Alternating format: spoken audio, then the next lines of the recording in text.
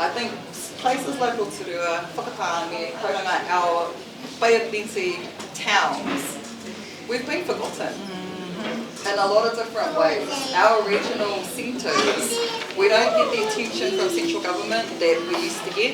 Kei te rongo au i etahi kōrero i puta mai i ngā social media, me etahi atu o ngā tāngata e pāna ki e rā mea. Kia au nei, ko te mea nui o te pōtitanga, ko te tino rangatiratanga o ia tangata, ne? Mena, kei te hiahia te tangata ki te pōti mai kia hau, kei te pai. Engari, kia hau nei, ko te mea nui, me whai e rā tangata i te ngākau, ne?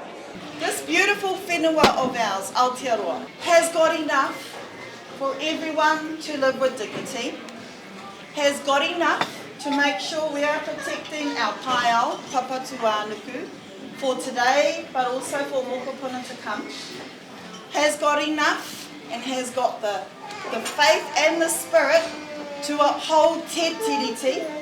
Te rapu tautoko, ngā kai tautoko, ki te whakamana i te haerenga o Tania, ki te whakamana i te Party Waiariki hoki, me te mana ki a rātou ngā tangata katoa, kei a rātou te mana ki te whakawhitiwhiti kōrero e pāna ki te pōti.